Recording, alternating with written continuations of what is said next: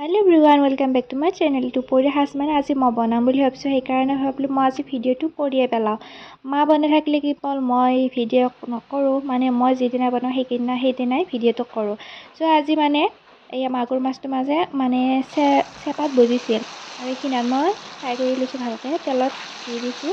আৰু তেলত মই হালধি নিমখখিনি গোটেই দি লৈছো কিছুমানে হয়তো মাছখিনি খানি লয় আৰু মই তেলতে দি লওঁ তো এনেকৈ দিলো মই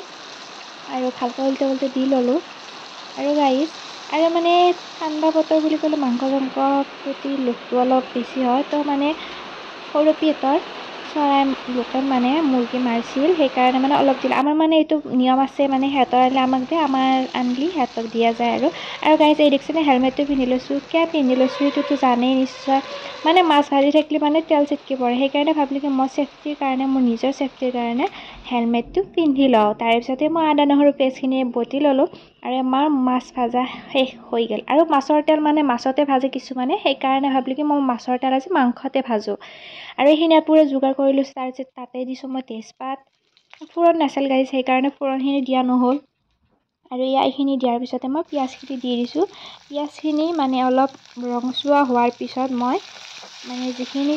ৰেডি কৰিছিলো আদা নহৰু জলকীয়া সেইখিনি মই দি দিম আৰু দেখা পাইছে নহয় মাছৰ তেলত মাংস বনাম এতিয়া মই আৰু মানে কোনে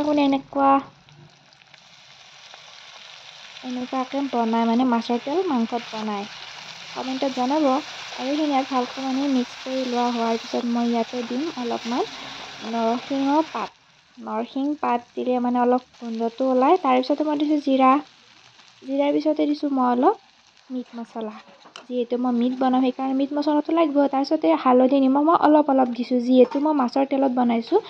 তাতে নিমখ হালধি আগৰ পৰা দিয়া আছে সেইকাৰণে ভাবিলোঁ কি অলপ দি লওঁ বেছি হ'লে মানে বেছি হৈ গ'লে খাব ভাল নালাগিব তাৰপিছত মাংসখিনি বহাই দি কিনে সেনেকৈ লাৰি থাকিলোঁ ভালকৈ তাৰপিছতে গাইছ মানে পাৰ্চেল এটা আহিল আৰু এই বতাহ বৰষুণ নেওচি মই এই পাৰ্চেলটো আনিবৰ কাৰণে দাউৰি গ'লোঁ আৰু পাৰ্চেলটোত কি আছে মই বাৰু নেক্সট ভিডিঅ'ত দেখাই আছোঁ আৰু মানে বস্তু বনাবৰ কাৰণে মই আনিছিলোঁ অৰ্ডাৰ দিছিলোঁ আৰু গাইছ এই মানে বতাহ বৰষুণৰ নেওচি যাওঁতে মোৰ মাংসখিনি মানে দহি যায় বুলি কিনে দহি দেই গাইছ এই দৈ মানে দহি যায় বুলি মই পানী ঢালি থৈ গৈছিলোঁ আৰু ঘৰৰ দৈ তাতে মই অলপমান দি দিছোঁ মানে অলপ বুলি কওঁতে অলপেই দিছোঁ যিহেতু মাংস অলপ আৰু বেছি দিলে মানে অলপ ভাল নালাগিব পাৰে সেইকাৰণে মানে অলপ দি লৈছোঁ তাৰপিছতে এইখিনি ভালকৈ মানে মিক্স কৰি লৈ লৈছোঁ আৰু এনেকৈ মিক্স কৰি লোৱাৰ পিছত আৰু ৰংটো চাকছোঁ গাইছ কি ধুনীয়া ৰং উঠিছে এটা আৰু এইখিনি ভালকৈ লোৱা হোৱাৰ পিছত মানে বনোৱা হোৱাৰ পিছত আৰু এনেকৈ উল্টাই লৰাই থাকিলোঁ যাতে সিজি যায় তাৰপিছতে মই আলুখিনি বহাই দিম গাইছ যিহেতু আলুখিনিও সিজিব লাগিব মাংসখিনি সিজাৰ লগতে আলুখিনিও সিজাটো বহুত জৰুৰী আলু বহুত বেছি হয় মোৰ মাংসত কাৰণ আলুৰ মাংস খাই ভাল পাওঁ তাৰপিছতে দেখিছে নহয় উতলি আছে মানে ভকভকে উতলি আছে আৰু দেখিব গ্ৰেভিটো হৈ গৈছে তাৰপিছতে মই এতে দিম পানী দিম বুলি কওঁতে চৌকে ঢালিয়ে দিম গাইছ মই দেখাই আছোঁ বাৰু আৰু এইখিনি উল্টে দিয়াৰ পিছত মই চৌকে পানী ঢালি দিলোঁ গাইছ কেনেকুৱা হৈছে মাংস থাকিলেও মানে মাংসৰ লগত মাছ আছে বাৰু সেইটো নকওঁ কিবা এটা মানে ভাজি হ'লে ভাল লাগে ন তো তাৰ কাৰণে মই লৈছোঁ এটা আলু আৰু দেখাই আছোঁ মই আপোনালোকক কেনেকৈ মই বনাম আলুখিনি মই এটা আলু কাটি লৈছোঁ আৰু দেখা পাইছে নহয় মানে একদম পাতলকৈ চিপছৰ নিচিনাকৈ কাটি লৈছোঁ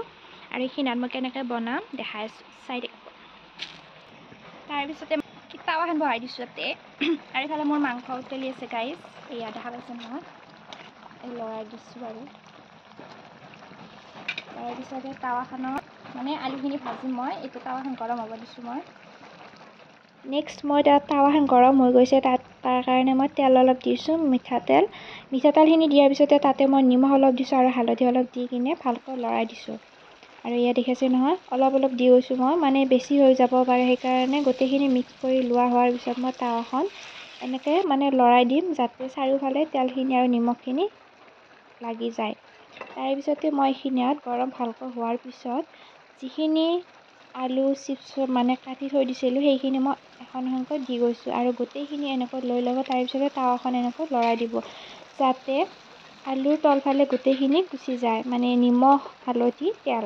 এইখিনি উল্টা দিয়াৰ পিছত এখন এখনকৈ এনেকৈ উল্টাই দিব আৰু দেখিব ইমান ধুনীয়া টেষ্টি এটা মানে ৰেচিপি হয় আৰু এবাৰ খালে খাওঁ লাগি থাকিব মানে কি ক'ম আৰু বহুত বেছি ভাল লাগে চিপছৰ নিচিনাই সোৱাদ আৰু অলপ মচমচীয়াকৈ ভাজি ল'ব আৰু এনেকৈ উল্টা দি দিব আৰু দেখা পাইছেই নহয় মানে দেখাত কিবা এটা ভাল লাগছে চিপছৰ নিচিনা হৈ আছে আৰু এইটোৰ লগত আপুনি মানে এনেও খাব পাৰে আৰু মাংস মোৰ হৈ গৈছে আৰু মোৰ চিপছখিনিও ৰেডি হৈ গ'ল আৰু কম সময়ৰ ভিতৰতে মানে আলু চিপছখিনি ৰেডি হৈ যায় আৰু ইয়াৰ লগতে আপোনালোকে যি ধৰণৰ মছলা ব্যৱহাৰ কৰি খাব বিচাৰে মছলা এড কৰিব পাৰে মই মছলা দিয়া নাই ইমান আৰু ভাতৰ লগত খাবৰ কাৰণে যিহেতু বনাই আছোঁ আৰু অকণমান খাই চালোঁ মানে মৰমৰীয়া হৈছেনে নাই মচমচীয়া আৰু বহুত বেছি মানে মচমচীয়া হৈছে গাইজ মানে চিপছৰ যেনেকুৱা এটা টেষ্ট লাগে ন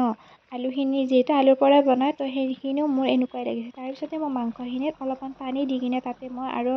দুটামান নৰসিংহ পাত দি কিনে গৰম মছলা পেকেটৰ পৰা অলপ গৰম মছলা দিছোঁ যাতে মাংসখিনিৰ এটা গোন্ধ ওলায় মানে গৰম মছলাটো দিয়াৰ পিছত মাংসখিনিৰ টেষ্টটো কিবা বেছিয়ে হৈ যায় আৰু অলপ পানীয়াকৈ থ'ম মানে মই মাংসখিনি যিহেতু লোকেল মুৰ্গী কাঁহীখন লৈ কিনে তাতে মই ভাত লৈছোঁ গাইজ